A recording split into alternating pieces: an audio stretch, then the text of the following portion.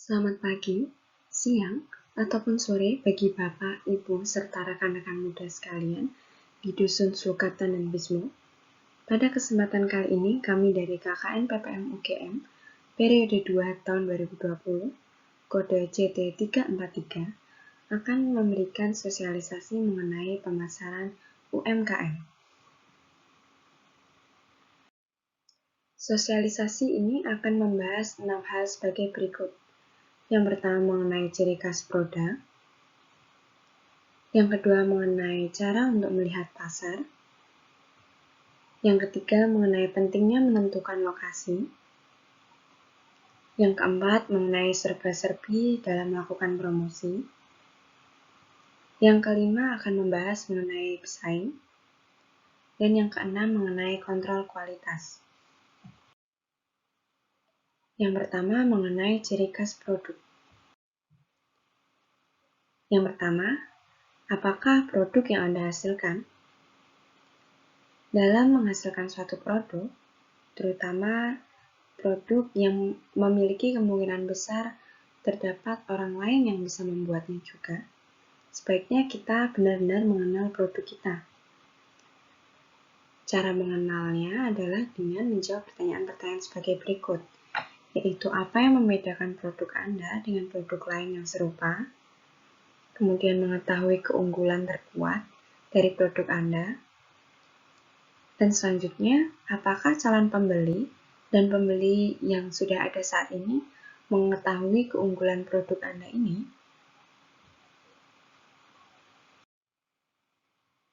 Selanjutnya, pentingnya menciptakan jenama atau brand. Yang pertama, memberikan nama untuk produk Anda. Ketika Anda memiliki produk, membuat nama merek akan membantu pembeli untuk mengingat-ingat produk Anda.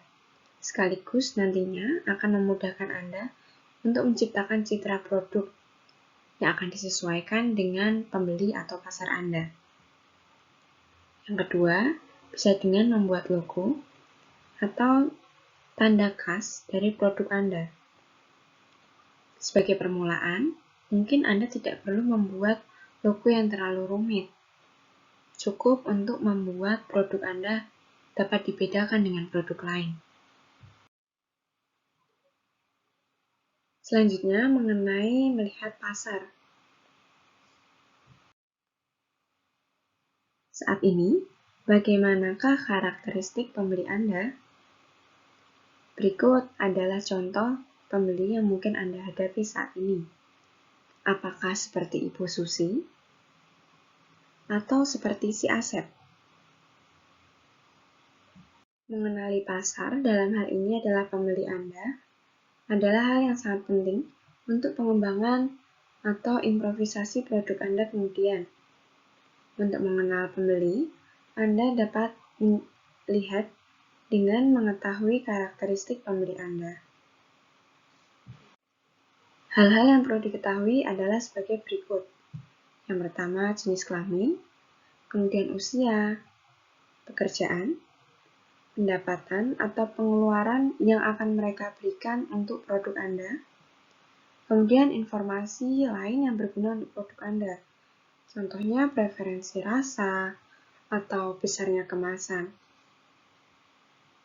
Berikut adalah contoh target pasar untuk produk cemplung.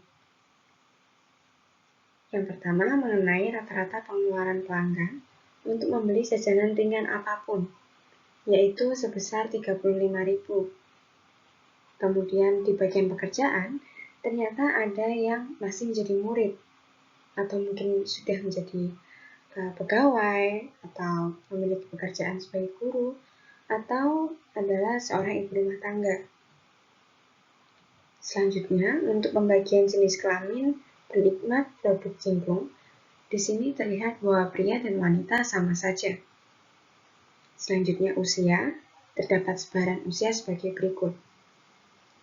Menciptakan target pasar untuk produk Anda penting untuk Anda dapat mengenali konsumen Anda sendiri.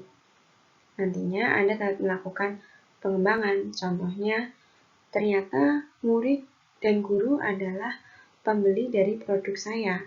Berarti sebaiknya saya melakukan penjualan di sekolah. Hal tersebut yang akan dibahas juga pada bagian ketiga, yaitu menentukan lokasi. Lokasi penjualan adalah hal yang penting dalam melakukan bisnis. Tentu saja, ketika Anda memiliki lokasi yang baik, maka pelanggan dapat lebih mudah membeli produk Anda. Selanjutnya, seperti yang tadi sudah disampaikan, lihat profil pasar Anda. Apabila pembeli Anda adalah wisatawan misalnya, berarti Anda sebaiknya menempatkan produk Anda di sentra penjualan oleh-oleh atau dekat dengan lokasi wisata di mana wisatawan ramai mengunjungi. Selanjutnya, apabila saat ini Anda ingin memperluas penjualan Anda, atau mungkin Anda melihat bahwa ternyata pembeli Anda kebanyakan adalah anak-anak muda yang sekarang menggandrungi sosial media, atau mungkin juga ibu-ibu yang mulai aktif di WhatsApp ataupun Facebook. Anda bisa melakukan penjualan lewat sosial media. Melakukan penjualan lewat sosial media ini memudahkan Anda untuk menjangkau pembeli baru atau bahkan mempertahankan pembeli Anda saat ini sebab Anda mulai mendekati mereka dengan cara digital. Selain menggunakan sosial media, Anda juga dapat menjual produk Anda melalui e-commerce atau pusat penjualan online seperti Tokopedia, Shopee, Blibli, Bukalapak, ataupun belanja. Dalam hal ini, Anda juga dapat memanfaatkan layanan Indonesia Mall dari BRI, di mana layanan ini akan membantu memasarkan UMKM dari beragam e-commerce, sehingga Anda hanya perlu menyetor produk Anda. Selanjutnya dapat Anda pelajari pada situs bri.co.id/web/Indonesia Mall. Selanjutnya, mengenai pemasaran digital ini, terdapat tips tambahan, yaitu pentingnya untuk menambahkan informasi pada kemasan. Tambahkan nomor telepon Anda atau sosial media yang sudah Anda miliki mengenai usaha Anda pada kemasan produk, agar pembeli dapat mendapatkan informasi lebih lanjut mengenai produk Anda setelah dia membeli. Atau bahkan dapat melakukan pemesanan dalam jumlah banyak dengan menghubungi nomor yang tertera pada kemasan. Kemudian mengenai nama akun yang Anda buat pada sosial media. Ketika mendaftarkan produk Anda pada sosial media, Anda dapat menggunakan nama akun yang singkat dan mudah diingat. Contohnya, nama usaha Anda. Contohnya usaha enak. Usaha enak ini menjual keripik. Berarti tambahkan enak keripik. Mungkin apabila Anda ingin menambahkan unsur khas daerah, Anda bisa menambahkan nama daerah di belakang produk Anda. Semisal, keripik enak Sulkatan. Nama yang singkat dan mudah diingat ini nantinya dapat membantu pembeli atau calon pembeli Anda untuk melihat informasi produk Anda di sosial media. Selanjutnya, memanfaatkan fitur-fitur yang tersedia pada sosial media. Misalkan, menawarkan produk namun Anda kemas dalam cerita. Tips-tips ini kemudian akan dibahas pada bagian promosi selanjutnya. Bagian keempat, melakukan promosi. Promosi adalah membagikan informasi mengenai produk Anda dengan tujuan meningkatkan ketertarikan calon pembeli. Berikut adalah contoh-contoh promosi yang dapat Anda lakukan. Dalam hal ini, kami membuat contoh promosi produk kopi. Yang pertama, promosi dengan kiriman foto. Anda dapat melakukannya dengan memfoto produk Anda, atau membagikan foto pengolahan produk Anda, mulai dari bahan mentah, mungkin kopi yang belum di-roasting, sampai ke produk jadi. Mungkin apabila Anda memiliki produk kopi bubuk, Anda bisa mengirimkan foto-foto yang bercerita. Tambahkan juga keterangan atau caption pada kiriman foto Anda untuk memberikan lebih banyak informasi mengenai produk Anda. Selanjutnya, promosi dengan mengunggah testimoni. Mengunggah testimoni atau mengunggah kiriman dari orang lain yang sudah pernah mencoba produk Anda, terutama apabila orang tersebut memberikan penilaian yang baik untuk produk kita, akan menambah kepercayaan dari calon pembeli baru.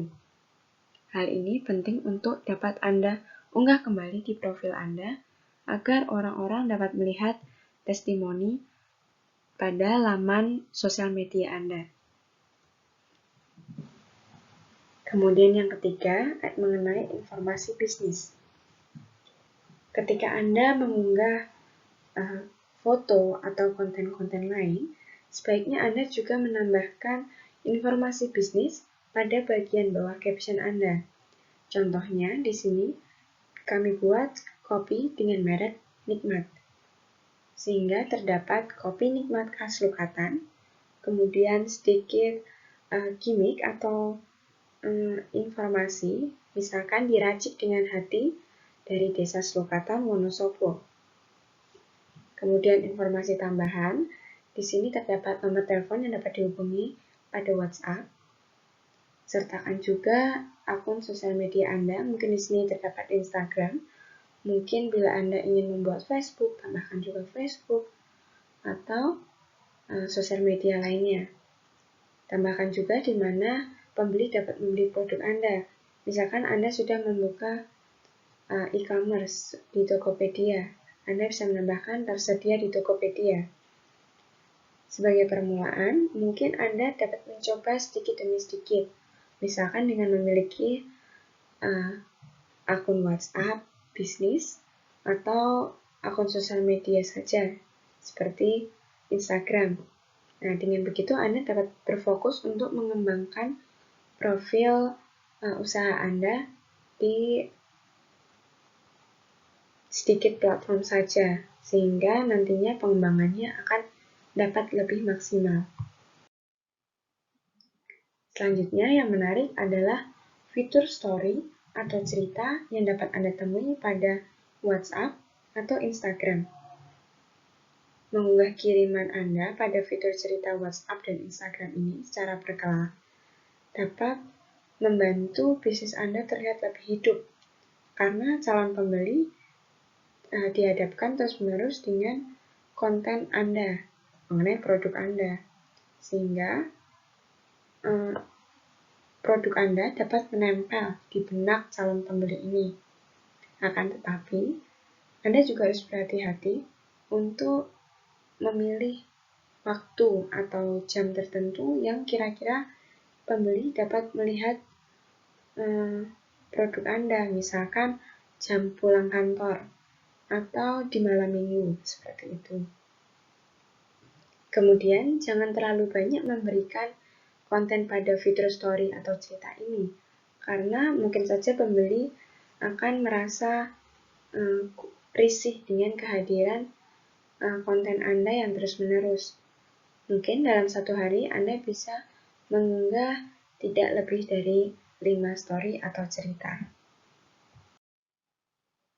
Selanjutnya mengenai pesaing.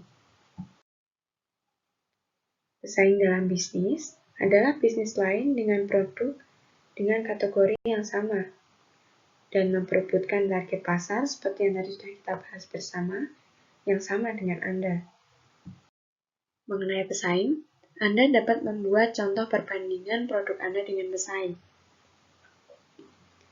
Dalam hal ini kami membuat contoh di mana terdapat UMKM Anda, kemudian terdapat dua pesaing, yaitu UMKM biasa dan UMKM standar.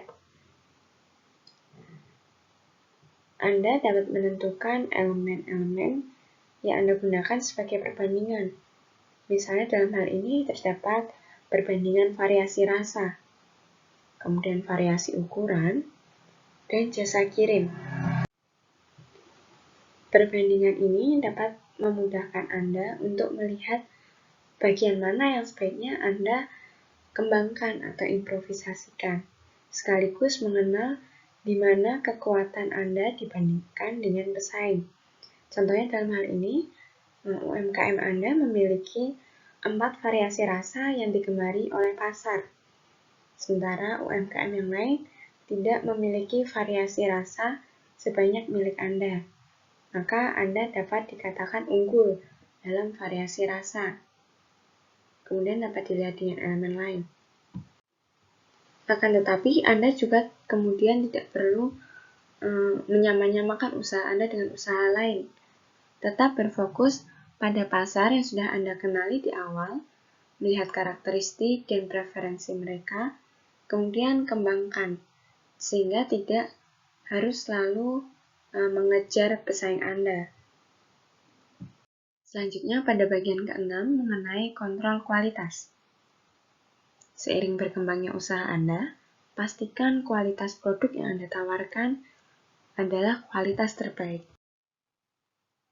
Berikut adalah langkah untuk melakukan kontrol kualitas untuk produk Anda. Yang pertama, menentukan tolak ukur. Sebaiknya Anda menentukan indikator-indikator dulu yang menjadi tolak ukur dalam kategori bisnis Anda.